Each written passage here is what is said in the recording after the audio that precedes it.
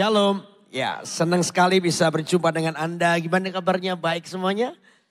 Luar biasa ya. Oke, nah sepanjang hari ini sesuai dengan tema di bulan Juni ini, ya bait Roh Kudus yang diurapi.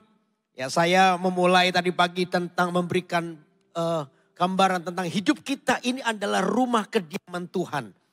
Kalau kita menyadari bahwa hidup kita ini adalah rumah kediaman Tuhan, maka kita akan mudah mempersilahkan untuk Roh Kudus itu bergerak bebas di hidup kita. Kenapa? Karena hidup kita ini adalah rumahnya. Katakan amin. Tuhan mau bergerak bebas mengatur hidup kita sehingga terjadi banyak perubahan. Banyak perubahan di hidup kita. Lalu yang kedua, izinkan kalau kita ini rumah Tuhan, maka kita ini akan menghasilkan tempat di mana Tuhan itu mencium bau yang wangi. Bau yang wangi itu bicara soal pertobatan di hidup kita. Pertama kali terima Yesus itu adalah awal dasar dari pertobatan. Setelah itu kita dibangun di atasnya demi pertobatan, dibangun dengan pertobatan demi pertobatan. Di mana itu yang kita disebut menjadi dewasa di dalam Tuhan. Halo amin. Di mana kita mulai mengurangi atau meniadakan hal karakter-karakter buruk yang dalam hidup kita. Sehingga kita mengenal Tuhan lebih dewasa lagi. Lalu yang ketiga, tempat kediaman Tuhan itu adalah tempat Tuhan memulihkan orang lain. Dikatakan di 2 Raja-Raja, ya kalau ada orang asing datang berdoa di rumahmu ini. Biar mereka boleh menerima kekuatan dan jawaban doa mereka. Jadi rumah Tuhan itu adalah tempat pemulihan bagi orang lain. Artinya Anda dan saya dipakai oleh Tuhan untuk menjadi alatnya memulihkan bagi orang lain. Katakan amin. Ini kesempatan yang baik. Di mana kita ini berkata bahwa aku ini adalah rumah Tuhan. Selalu mengingatkan diri kita. Aku adalah bait Roh Kudus yang diurapi. Nah untuk dalam ibadah sore ini saya menyampaikan bagaimana kita belajar untuk melayani Tuhan dengan kehidupan kita. Mari kita coba buka Alkitab kita sama-sama. Dalam Roma pasal yang ke-14. Roma pasal 14 ayat yang ke-17 dan 18. Roma pasal 14 ayat 17 18. Yang sudah ketemu katakan amin. Oke, saya akan bacakan ya. Roma pasal 14 ayat 17 dan 18. Sebab kerajaan Allah bukanlah soal makanan dan minuman. Tetapi soal kebenaran, damai sejahtera dan sukacita oleh Roh Kudus. Karena barang siapa melayani Kristus dengan cara ini, ia berkenan pada Allah dan dihormati oleh manusia. Rupanya kalau kita ini adalah bait Roh Kudus yang diurapi, Anda harus tahu bicara soal kerajaan Allah, itu bukan soal makanan dan minuman. Memang kita hidup di dunia ini dengan semua sistemnya. Tapi percayalah bahwa ketika Anda menyadari bahwa kita ini adalah anak-anak Tuhan, maka prinsip hidup kita yang berbeda dengan prinsip dunia. Katakan amin. Itulah cara kita melayani Kristus. Makanya dikatakan soal kerajaan Allah bukan soal makanan dan minuman. Tetapi soal kebenaran, damai sejahtera dan sukacita. Tentang 3 hal ini rupanya. Kebenaran, damai sejahtera dan sukacita.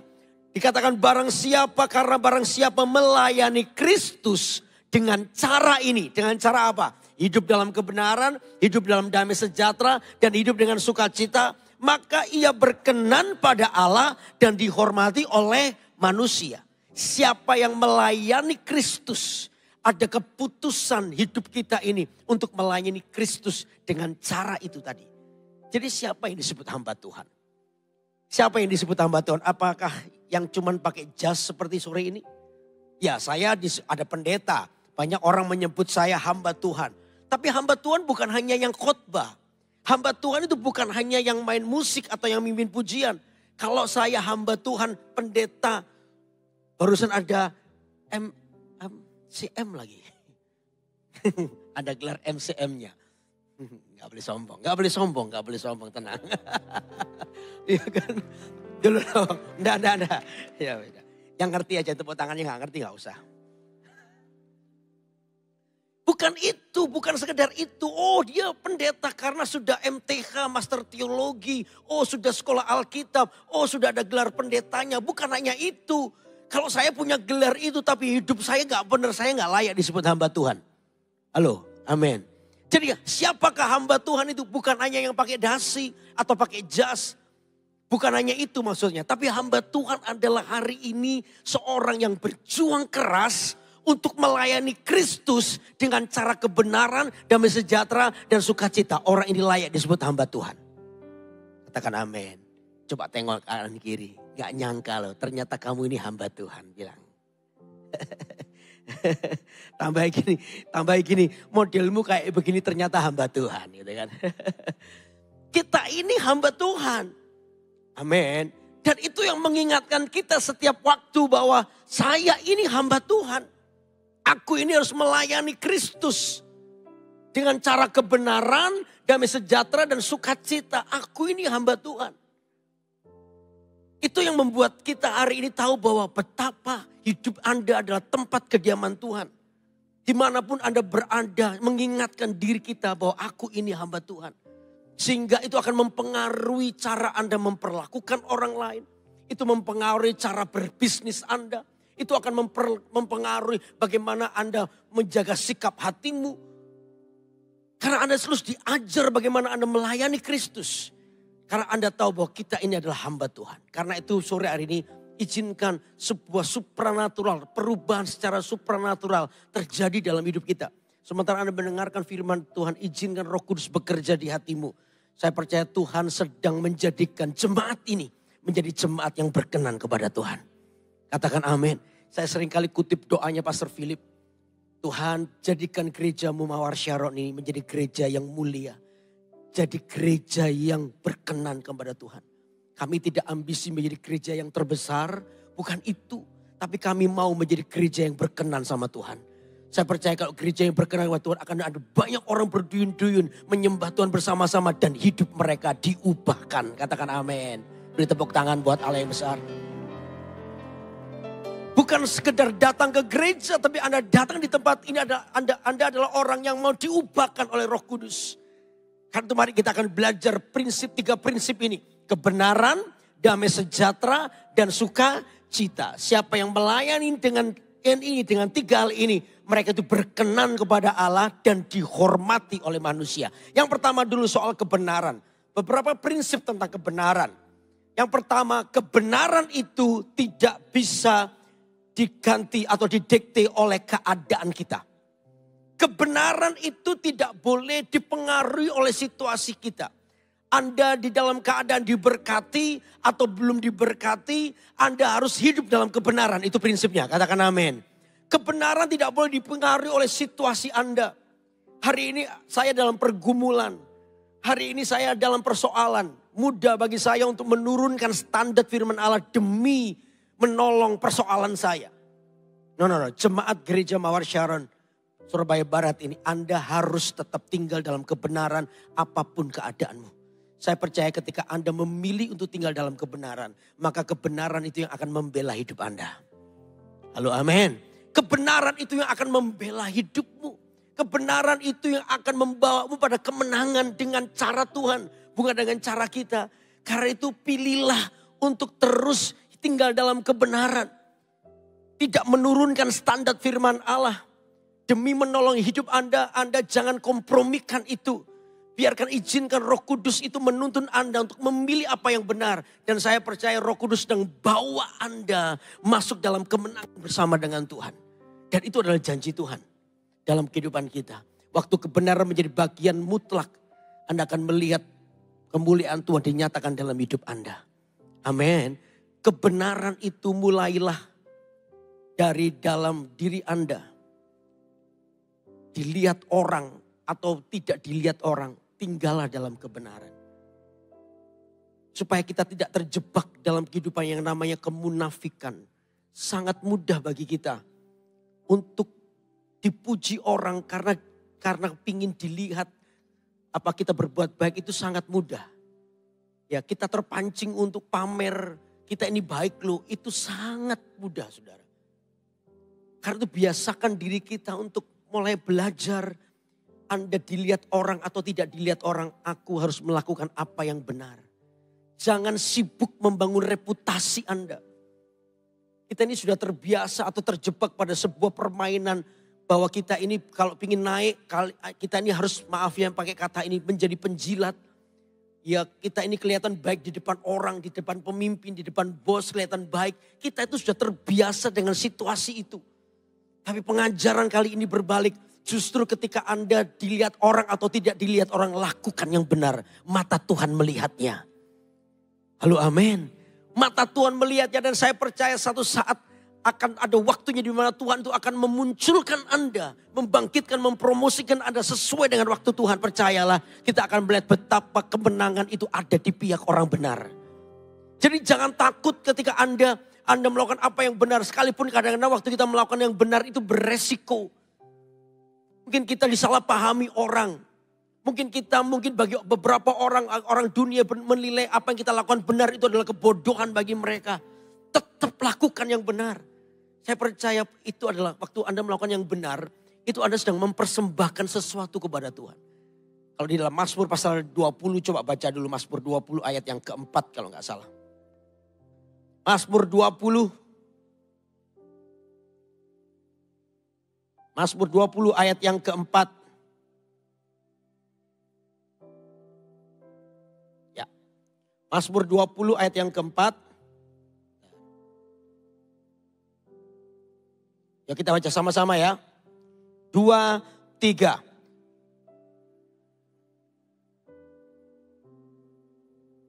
Kok salah itu? Dalam 4, 20 ayat 4. Nah ini baru 24, itu yang di dalam kurung yang betul ya. Yuk kita baca sama-sama. 2, 3. Kiranya apa? Diingatnya segala apa? Korban persembahanmu dan disukainya korban bakaranmu. Tuhan itu suka mengingat. Waktu Anda melakukan apa yang benar. Di tengah-tengah orang lain mungkin tidak melihatnya. Anda melakukan yang benar. Ya percayalah Tuhan itu mengingatnya. Itu adalah sebuah persembahanmu kepada Tuhan. Kehidupan yang benar. Ingat Tuhan itu mencari penyembah yang benar. Yang menyembah dalam roh dan kebenaran. Menyembah dalam kebenaran itu bukan nyanyi, bukan. Menyembah dalam kebenaran itu bicara soal kehidupan yang benar. Makanya menyembah itu bukan hanya di gereja. Dalam kehidupan sehari-hari. Ketika Anda memutuskan untuk mengampuni orang lain, Anda sedang berlaku benar. Dan itu adalah persembahan kita kepada Tuhan. Dan Tuhan mengingatnya. Katakan amin. Jadi Tuhan mengingatnya. Jangan takut. Percaya ada waktunya di mana nanti kita akan terkejut. Lihat betapa Tuhan itu datang dengan kemuliaannya di hidup kita. Karena dia mengingat kebenaran kita. Dia mengingat persembahanmu. Tuh kita sementara datang pagi-pagi, sebentar orang lain tertidur. Kita datang kepada Tuhan. Dengan kesungguhan hati kita nyembah Tuhan. Kita memuji Tuhan. Saya percaya Tuhan itu mengingatnya. Tuhan mengingatnya. Kalau Anda baca di Alkitab, kenapa Daud itu selalu, padahal Daud itu sudah mangkat lama, sudah meninggal lama. Tapi kenapa Daud itu terus diingat oleh Tuhan? Buktinya apa? Tuhan itu kalau menegur raja-raja di bawah Daud, selalu diingatnya, kamu tidak seperti nenek moyangmu Daud. Kamu tidak seperti bapak leluhurmu Daud. Daud padahal sudah mati lama, tapi terus diingat oleh Tuhan.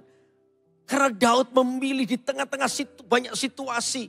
Ya memang ada salahnya, tapi ada beberapa situasi di mana Daud itu berlaku benar. Memilih apa yang benar. Kalaupun dia salah, Daud adalah orang yang mudah ditegur, diajar, dia hancur hatinya. Dia bawa hidupnya kepada Tuhan. Ya kalau boleh jangan ambil rohmu daripadaku ketika dia buat salah berzina dengan Batseba itu. Tuhan mengingatnya persembahan hati yang hancur. Tuhan terus mengingatnya. Dan saya percaya kalau Tuhan mengingatnya. Siap-siap kita itu berlimpah-limpah oleh berkatnya. Katakan amin. Halo amin. Karena itu tinggallah dalam kebenaran. Jangan sibuk bangun reputasi. Bangunlah kebenaran dalam hatimu. Dilihat orang atau tidak dilihat orang, tinggallah dalam kebenaran. Saya percaya kalau Anda sibuk membangun kebenaran di dalam hatimu, maka reputasimu akan otomatis membangun dirinya sendiri. Halo amin. Secara otomatis reputasi hidup kita itu bangun sendiri. Kita itu benar, kita itu jujur. Bukan karena cuma pengen dilihat orang. Tapi jujur karena memang kita jujur. Dari dasarnya itu jujur. Dari dasarnya itu baik. Kita dikenal orang baik karena memang kita itu baik. Bukan hanya waktu dilihat orang, gak dilihat orang pun kita ini baik. Katakan amin. Nah disinilah Anda sedang berjalan dengan Roh Kudus. Anda sedang menjadikan diri Anda bait suci Roh Kudus yang diurapi oleh Tuhan. Karena Anda memilih untuk tinggal dalam kebenaran. Amin. Barang siapa melayani Kristus di dalam kebenaran. Maka orang ini berkenan kepada Allah dan dihormati oleh manusia. Halo amin. Yang pertama. Yang kedua. Apa yang kedua saudara? Tadi apa? Coba kembali ke Roma pasal 14 ayat 17. Sebab kerajaan Allah bukanlah soal makanan dan minuman. Tetapi soal apa? Kebenaran. Lalu yang kedua apa? Damai sejahtera. Damai sejahtera itu adalah berkat dari surga yang diberikan kepada manusia. Dunia tidak bisa memberikan. Damai sejahtera itu datangnya dari surga. Gak ada dunia ini memberikan damai sejahtera. Ya, toko damai sejahtera ada, jualannya beras. Gak ada jual damai, gak ada. Anda punya uang mau beli villa yang paling bagus. Ya, di tempat yang paling seger katanya. Bisa, tapi Anda gak pernah bisa beli damai sejahtera. Damai sejahtera itu dari Tuhan. Amin saudara. Anda bisa beli tempat tidur yang paling keren, paling empuk. Tapi Anda tidak bisa beli tidur. Karena itu datangnya dari Tuhan. Karena itu damai sejahtera itu adalah bagian Tuhan. Untuk kita ini hidup bersama dengan itu. Dan kata Alkitab hanya dekat Allah saja aku apa? Tenang.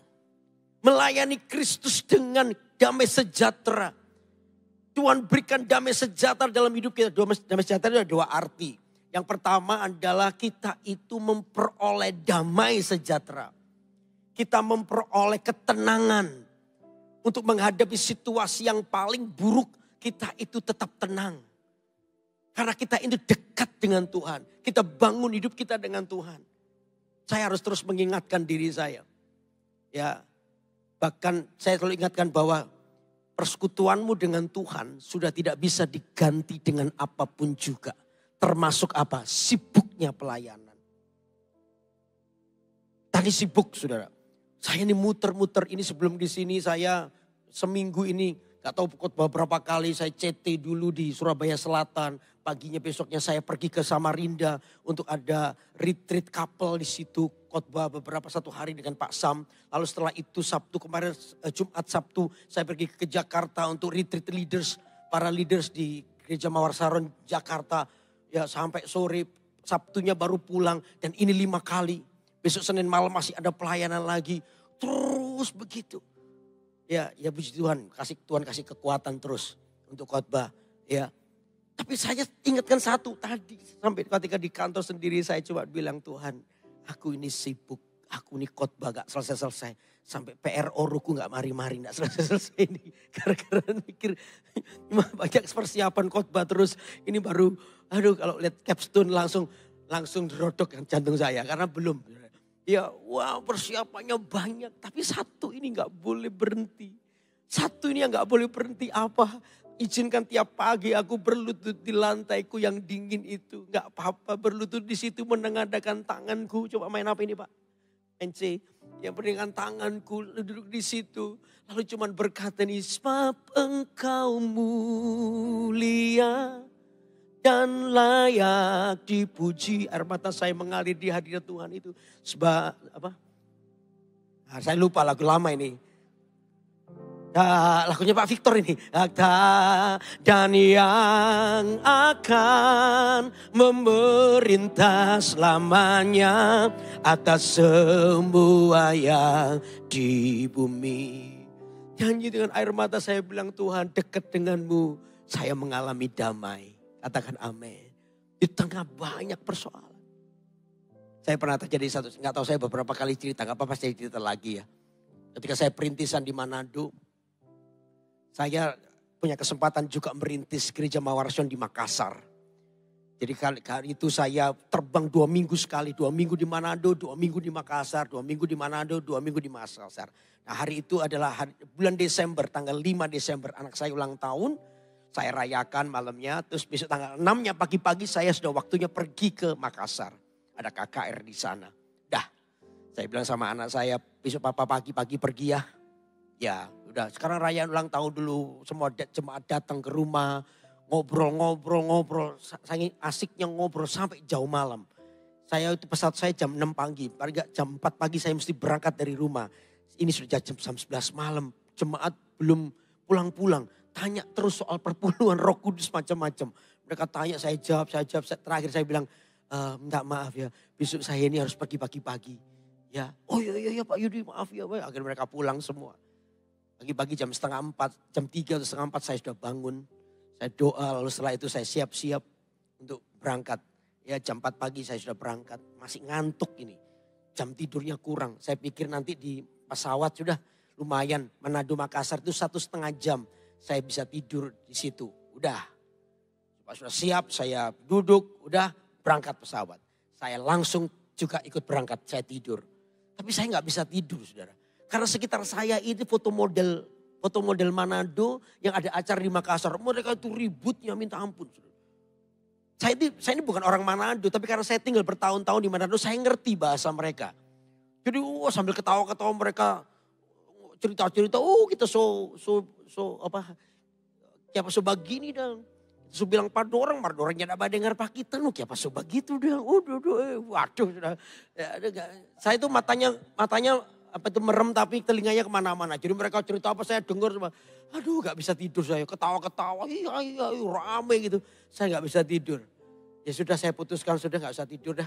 Saya tunggu akhirnya saya dapat roti. Saya mau makan roti. Begitu saya makan roti ternyata sudah ting-tung. Sebentar lagi mendarat di lapangan Hasanuddin Makassar. Aduh sudah. Ini mau mendarat ya sudah roti saya taruh. Ya. Pramugarinya itu kan lewat periksa seat beltnya. Pas di depan saya, tiba-tiba saya ini seumur umur naik pesawat itu nggak pernah maskernya turun, nggak pernah.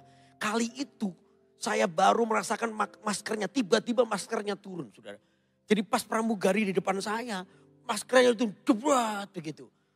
Saya itu kalau kondisi tertentu pesawat mau goyang apa, saya selalu lihat pramugarinya. Kalau pramugarinya tenang, saya tenang. Karena saya merasa pramugari jauh lebih tahu keadaan pesawat daripada saya, betul. Jadi kalau sudah goyang sekali saya lihat pramugarinya tenang, masih lakukan apa saya ikut tenang. Ya sudah gak ada apa-apa. Tapi kali itu begitu maskernya turun, bang di depan saya, pramugarinya kaget. Ya Allah, gitu kaget. Saya lebih kaget lagi, Yesus Kristus Tuhan, kau layak terima pujian, hormat, kuasa dan segala selama-lamanya. Pendeta kalau kaget tetap pujian bagi Tuhan kan begitu. Waduh, pramugarinya lari. Langsung dia umumkan gini, Bapak Ibu kita terbang di cuaca yang buruk. Pasang ininya maskernya dan gitu biasanya gitu kan. Ini enggak, Bapak Ibu kita terbang di cuaca buruk. Cepet dipasang. Saya kan ikut gopo semua, waduh. Bingung semua begini. Dan lagi beberapa orang itu ada yang nggak tahu gimana. Ini maskernya kan harusnya ada udaranya, ada yang mati. Di bel-bel pramugari tanya ini mati ya. Dibetul sama pramugarinya, lalu pinjam saya, bentar Pak, pinjam sebentar gantian gitu. Ini belum pandemi ya. Jadi saya gantian sama pramugarinya itu, aduh kayak najis saya gitu merasa bibir saya. udah begitu. Wah tiba-tiba pesawat itu goyang begini. Saya lagi pikir, saya bilang sama Tuhan tadi malam anaknya ulang tahun, masa sekarang bapaknya mati kan gak enak. Goyang begitu. Aduh, orang-orang pada ini orang Manado, banyak orang Kristen nama Yesus disebut nama di mana-mana. Yesus tolong Pak kita. Saya duduk di situ, saudara. Saya pendeta, sekalipun pendeta, yang namanya pendeta tetap manusia, betul nggak? Ya takutnya kalau mau mati gitu yang grogi juga. Sebenarnya saya nggak takut mati, saudara. Kalau saya mati ya hilang. Cuma proses kematian itu yang saya takuti. Anda juga ya. Jadi, goyang itu saya pegangkan, aduh gimana, goyang sekali. Padahal saya mau mendarat, wah goyang sekali begitu. Tiba-tiba saya bilang gini, Tuhan, aku ini sudah selesai kah? Aku ini baru merintis Manado ini belum kuat. Jemaat baru setahun 2 tahun. Makassar ini baru, saya ini rintis baru PPPP. Makassar belum apa-apa. Masa aku sudah game gini sudah selesai begini. Tapi kayak tiba-tiba Tuhan tuh confirm. Gak akan terjadi apa, kamu tenang aja. Saya nyanyi saudara, saya nyanyi lagu Ojide. Saya nyanyi lagu ini. Saya lupa tiba-tiba. Ini, yang ku tahu Dia kerjakan seturut firman-Nya bagi kemuliaan-Nya, yang ku yakin Dia sediakan seturut kasih-Nya bagiku. Saya nyanyi lagu itu. Sepanjang digoyang saya nyanyi. Yang ku tahu Dia kerjakan. Tiba-tiba yang namanya damai sejahtera itu mengalir di hati saya. Tuhan berkata, aku tinggalkan damai sejahteraku bagimu. Katakan amin. Hanya dekat Allah saja aku tenang di situasi yang paling buruk sekalipun. Aku bisa merasakan ketenangan daripada Tuhan. Aku bisa tenang karena aku tahu Tuhan menyertaiku. Tuhan bersama dengan aku. Tiba-tiba ada sebuah suara di hati saya. Kamu belum selesai Yudi. Masih ada banyak nanti hal yang kau lakukan setelah ini. Kamu belum selesai. Kamu tenang. Aku menyertaimu. Tiba-tiba hati saya tenang. Pesawat tidak tiba-tiba berhenti normal. Enggak, tetap goyang. Saudara, tetap goyang. Dan itu cukup membuat kita khawatir. Tapi saya tiba-tiba tenang itu. Tiba-tiba saya kondisi begitu, saya ingat roti. Tadi kan mau makan roti gak jadi. Saya kan lapar pagi-pagi belum berangkat, saya ambil rotinya. Lalu saya buka plastiknya, cuil rotinya, buka masker, tak makan. Pelan-pelan. Bapak-bapak sebelah saya lihat saya kaget. Ini mau mati bapak, ini makan roti. Dia gak tahu yang menyertaiku Allah yang besar. Yang menyertaiku untuk membuat aku damai sejahtera. Amin. Saya tenang gitu. Wah, saya makan roti, saya tak lirik bapak itu. Wah, matanya mendelik-mendelik begitu. Tak makan sampai habis selesai, saya tenang belum selesai. Nah, tapi memang tiba-tiba damai sejahtera saya hilang gara-gara bapak tadi itu sih. Dia towel saya gini. Pak, ya Pak, masker saya mati Pak. Boleh tukar nggak apa, boleh gantian nggak? Oh ya boleh. Ya daripada dia mati di situ, gantian sama saya, gantian. Coba yang buat saya nggak enak itu apa? Dia tuh kumisnya tebel banget itu loh saudara. Ya kumisnya tebel. Jadi waktu tak pasang kembali kayak kumisnya tuh masuk hidung saya gitu loh. Jadi gatel gitu. Akhirnya kita ini udah sampai mendarat. Wah mendarat saudara, mendarat. Dan cepet-cepet akhirnya begitu berhenti masih di tengah-tengah itu. Wah pintu dibuka, semua dibuka. Udara masuk seger begitu. Semua tepuk tangan. Gak jadi kecelakaan. Termasuk pendeta kencung tepuk tangannya. Wah haleluya gitu. Akhirnya kita semua dievakuasi pakai bis dan semua sampai di bandara itu. Wah seluruh penumpang datang ke maskapai itu maki-maki. Saya gak ikut-ikut. Saya bilang gak apa-apa yang penting selamat sudah. Ya, saya cuma lihat kasihan pegawainya. Dimarahin sama orang itu. Damai sejahtera itu Tuhan berikan kepada kita di saat situasimu yang paling buruk. Jadi tenanglah. Tinggallah di hadirat Tuhan. Disitulah hadirat Tuhan akan menjamah hatimu. Katakan amin. Ketenangan. Damai sejahtera yang pertama itu. Damai sejahtera kedua artinya apa? Hiduplah berdamai. Kalau berdamai itu adalah tergantung kepadamu. Hiduplah berdamai dengan semua orang. Berdamai itu adalah keputusan kita. Jangan biarkan hidup Anda tinggal di dalam kepahitan. Jangan tinggalkan hidup Anda dalam kemarahan.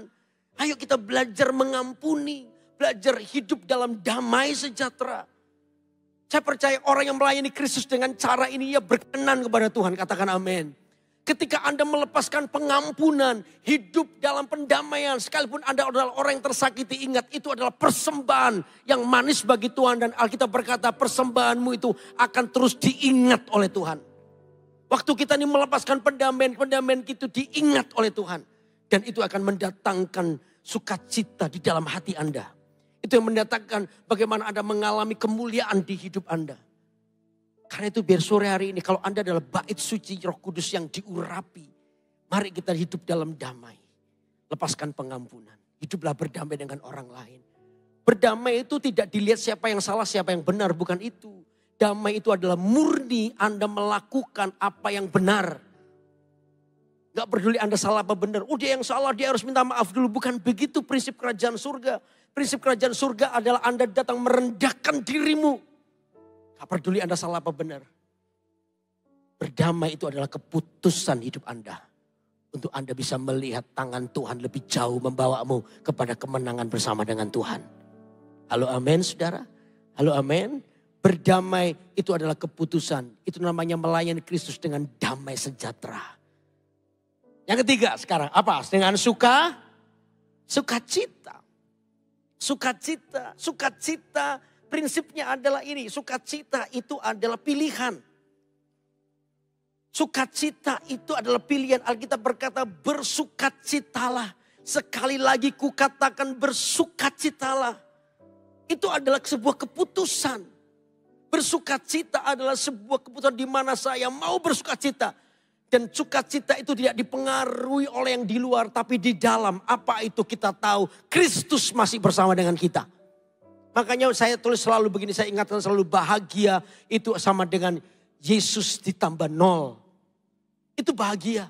Kalau Anda Yesus ditambah naik gaji lah, berkat yang lain. Puji Tuhan Anda dapat. Tapi kalaupun tidak dapat ada apa-apa. Anda berada di titik yang paling bawah. Tapi Anda tahu di titik itu. Anda masih bersama dengan Tuhan. Anda tidak kompromi dengan dosa. Anda tidak menurunkan standar kebenaran. Tapi engkau tetap setia untuk mengasihi Tuhan Yesus. Tidak kompromi dengan dosa. Maka Anda disebut berbahagia. Karena Anda tahu Yesus masih bersama denganmu.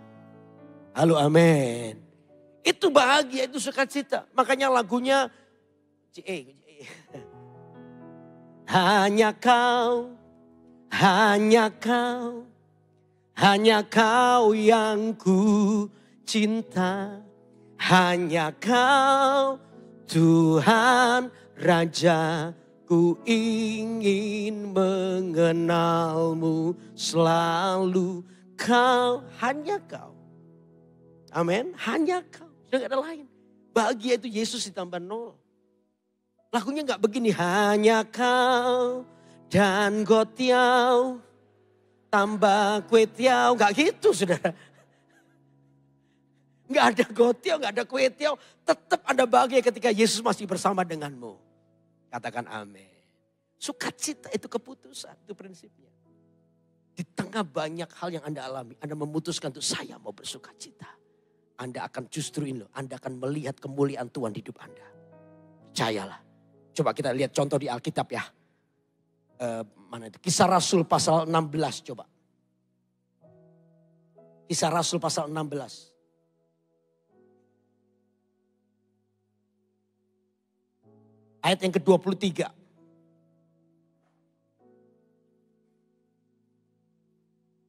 Kisah Rasul 16 ayat 23. Setelah mereka berkali-kali didera, mereka dilemparkan ke dalam penjara. Kepala penjara diperintahkan untuk menjaga mereka dengan sungguh-sungguh. Sampai di sini dulu. Ini kisah Paulus dengan Silas. Ketika mereka dikatakan berkali-kali didera. Kata didera itu ternyata dalam bahasa aslinya didera itu dengan dipukul itu agak beda. Kalau dipukul Anda dipukul pang itu ya dipukul biasa, tapi didera itu artinya dipukul sampai menimbulkan bekas. Gak tahu ini biru di sini, gak tahu matanya benjol, gak tahu giginya tanggal 2. Itu didera. Berkali-kali, jadi mereka itu berkali-kali dipukuli sama tentara-tentara Romawi itu dipukul, diajar berkali-kali. Berkali-kali. Di tengah-tengah itu harusnya mereka ini punya alasan untuk mengeluh dengan Tuhan. Aku ini kan memberitakan Injil. Kenapa aku tidak dibela oleh Tuhan? Kenapa aku didera kayak begini? Kenapa aku dipukuli? Harusnya mereka punya alasan untuk mengeluh dengan Tuhan dengan semua peristiwa yang mereka alami. Tapi mereka tidak lakukan itu. Makanya disinilah namanya sukacita itu adalah keputusan. Mereka mengambil keputusan di tengah-tengah itu. Coba baca ayat yang ke-25. Tetapi kira-kira tengah malam Paulus dan Silas berdoa dan menyanyikan puji-pujian kepada Allah. Dan orang-orang hukuman yang lain mendengarkan apa mereka. Jelas puji-pujian itu keluar karena rasa syukur. Puji-pujian itu keluar karena kekaguman. Pujian itu keluar karena kita ini adalah orang yang mengambil keputusan aku tidak mau sedih dengan semua peristiwa. Paulus dan Silas memutuskan di tengah-tengah mereka harusnya punya alasan untuk mengeluh. Mereka memutuskan untuk bersukacita. Mereka berdoa, mereka nyanyi. Dan puji Tuhan, Tuhan itu tidak dipengaruhi oleh suara. Halo amin. Halo amin. Tuhan itu dipengaruhi dengan hati. Ya tapi departemen PAW dipengaruhi oleh suara. Ya Anda jangan daftar kalau suaranya, jangan masuk PAW. Tidak apa-apa, ini yang lain ya. Tapi puji Tuhan, Tuhan itu nggak dipengaruhi dengan suara. Saya itu bayangkan saudara. Mereka itu di dalam misalnya giginya itu tanggal 2 depan ini loh. Saudara tahu nggak fungsi gigi di depan ini? Fungsinya apa? Itu kalau nyanyi itu menahan S supaya bunyinya S. Anda S itu ada S-nya itu karena gigi depan menahan udara dari mulut kita. Coba kalau itu nggak ada, pasti coba tanggal 2, ngowos. Ya, gitu. Gak bisa jelas. Nah, saya bisa bayangkan itu Paulus dan Silas itu mungkin giginya gak dikisahin di Alkitab gak ada sih. Ya giginya tanggal 2 gitu. Mereka nyanyi. Hanya itu gak jelas. Tapi Tuhan itu dipengaruhi dengan keputusan untuk sukacita itu. Halo amin. Jadi hatimu yang bersukacita dan memutuskan untuk sukacita di tengah-tengah apapun. Itu mempengaruhi kerajaan surga loh. Kalau sudah kerajaan surga dipengaruhi, wah ini luar biasa. Saya waktu baca ini kan habis mereka nyanyi kan terjadi gempa. Saya itu bayangin kok bisa terjadi gempa ya. Apa itu hubungannya ya. Wah kok bisa begitu. Berarti ada hal supranatural yang Tuhan lakukan di tengah-tengah mereka mengambil keputusan untuk tetap bersukacita. Saya itu bayangin, ini jangan dicari di Alkitab gak ada. Itu saya bayangin sendiri, boleh kan ya. Kalau kita tuh menikmati lagu, kalau Anda menikmati lagu apa yang goyang? Ada banyak orang menikmati lagu tangannya goyang. Wih lagunya enak ya, wih luar biasa. Ada yang kepalanya goyang, wah enak ya. Ada yang kakinya mengentak-ngentak begini loh. Wih gitu, saya tuh bayangin. Waktu Tuhan menikmati, bukan karena suaranya bagus, pasti suaranya kacau itu. Tapi Tuhan itu menikmati karena hati yang bersukacita di tengah-tengah persoalan itu. Tuhan itu tertarik dan melihat hatinya, wow pujian Paulus dan Silas begitu indah di telinga Tuhan. Karena hatinya yang bersyukur. Dan Tuhan itu menikmatinya. Ketika Tuhan menikmatinya kakinya begini saudara. Haleluya. Dan Alkitab berkata bahwa bumi itu tumpuan kakinya Tuhan. Jadi kalau Tuhan sudah begini apa yang terjadi coba? Jangan dicari di Alkitab ya, gak ada di Alkitab. Itu Yudi pasal 5 ayat 10 sampai 20 ya. Terjadi gempa. Gempa yang menurut saya agak heran ini gempanya. Sendi-sendi penjara itu, ya kita baca dulu ya. Ayat 26. Akan tetapi terjadilah apa? Gempa bumi yang hebat. Sehingga sendi-sendi penjara itu goyah. Dan seketika itu juga terbukalah semua pintu dan terlepaslah belenggu mereka semua. Saya bayangin waktu gempa itu terjadi, sendi-sendi penjara hancur, pintu terbuka itu masih normal. Tapi belenggu itu loh. Saya mulai pikir belenggu waktu itu pakai apa ya kira-kira. Pakai rantai misalnya. Kalau rantai pun pasti ada kunci atau apa sehingga membuat mereka nggak bisa lepas. Dan herannya ketika gempa itu bisa terlepas. Kalau saya bayangkan kalau itu diborgol pakai punya polisi gitu ya. Lalu Anda ngalami gempa, Anda digoncang gempa, Anda lari ke sana. Paling kepala Anda kebentur, ini susah lepas ini. Karena ini sangat begitu rapat sekali. Gak bisa, paling begini-begini. Tapi ini bisa terlepas itu. Belenggu itu tiba-tiba terlepas. Dan mereka bebas, pintu terbuka. Seperti dipersilakan, ayo lari begitu kan.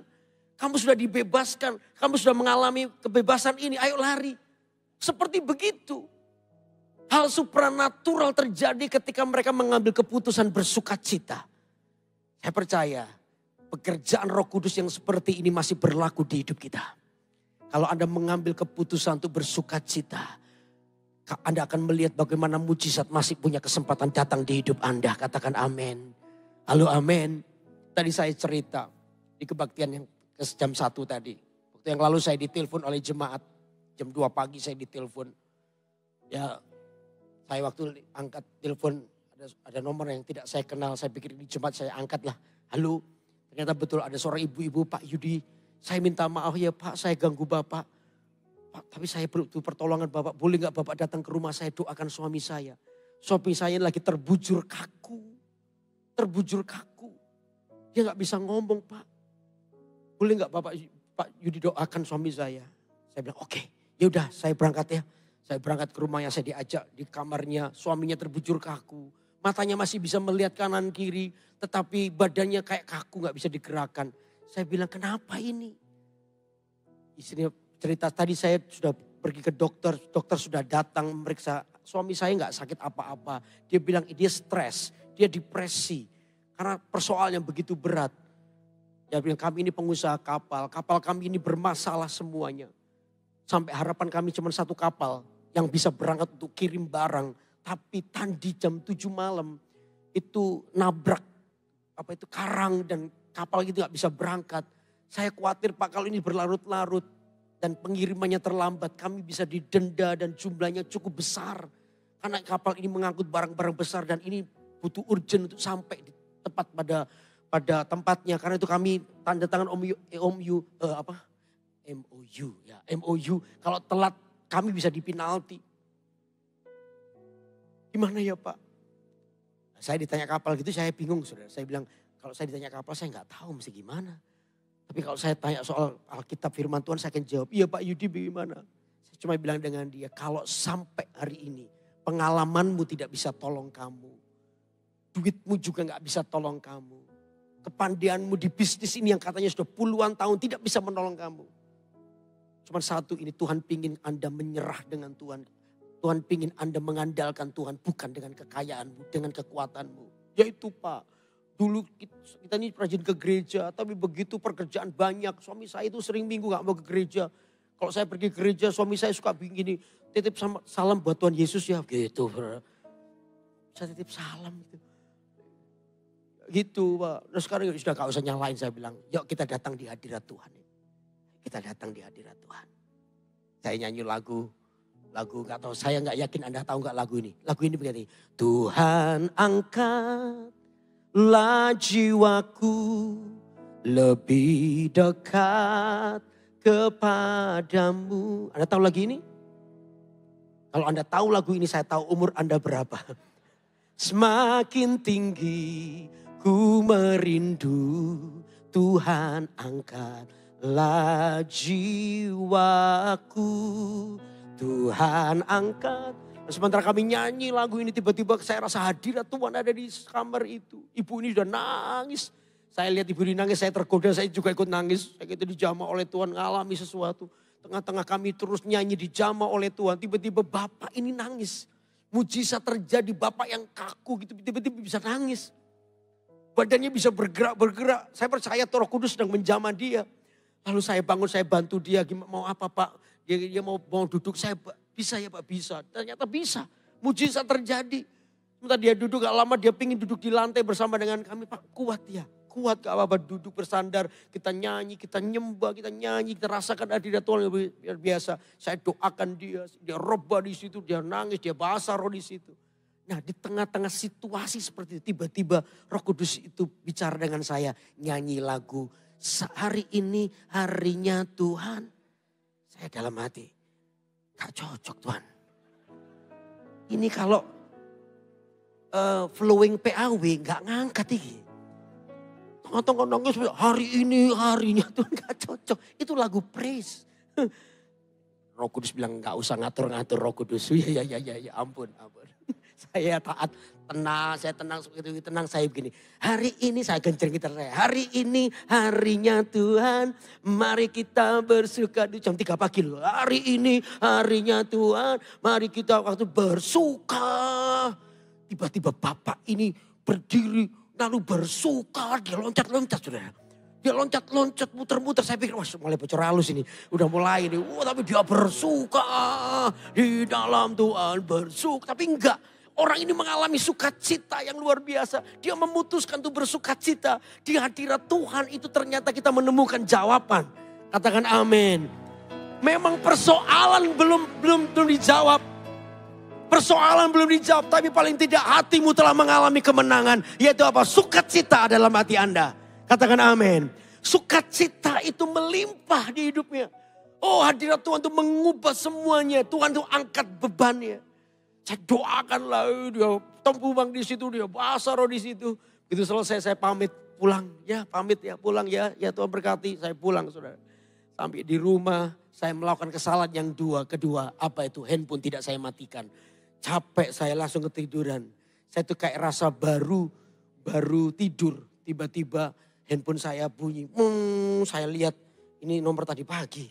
Aduh, aku diminta doa penghiburan ini kayaknya. Udah saya angkat. Halo, ternyata yang telepon bapaknya. Halo Pak Yudi. Ya Pak. Sudah bangun ya Pak? Ya terpaksa bangun Bapak telepon saya. Harusnya masih tidur saya. Gimana Pak? Pak Yudi jam berapa ke kantor? Ya jam 9 nanti. Oh ya Pak, saya tunggu ya. Saya sudah di gereja ini. Saya tunggu Bapak. Loh ngapain Pak? Kita doa yuk. Ayo. Saya mandi. Wah saya datang. Wah dia dengan sukacita kita nyanyi. Kita nyembah. Sudah beda nyembah. Dengan semangat. Dan hari-hari itu kita isi dengan pujian penyembahan. Seminggu bisa 2 kali dia datang. Kita nyanyi, kita nyembah. Sampai satu saat saya ditelepon. Pak, saya ngalami mujizat. Kapal ini beres, kapal ini beres, kapal ini beres, kapal ini beres. Wow. Tiba-tiba Tuhan melakukan mujizat. Makanya hati yang bersukacita itu adalah obat yang manjur. Katakan amin. Bukan hanya tubuhmu sembuh. Tapi ekonomimu juga sembuh. Persoalanmu akan dibereskan. Oleh karena Tuhan atas sukacita ada padamu. Katakan amin. Ini kekuatan hidup kita. Karena itu barang siapa melayani Kristus dengan cara ini. Kebenaran, damai sejahtera dan sukacita. Anda akan berkenan sama Tuhan. Dan Anda akan dihormati oleh manusia. Karena kehidupanmu adalah bait suci yang diurapi oleh Tuhan. Halo, amin. Karena sore hari ini saya mau ngajak Anda, ayo kita sembah Tuhan, yuk. Dengan sungguh-sungguh. Mari kita datang dengan hati dan pikiran yang tertuju kepada Kristus. Biarkan Tuhan itu menguasai hati kita. Tuhan berikan yang namanya kebenaran, damai sejahtera, sukacita melimpah atas kehidupan Anda. Sehingga nama Tuhan ditinggikan. Anda siap memuji Tuhan, amin. Mari kita bangkit berdiri, kita beri tepuk tangan dulu buat Allah yang besar.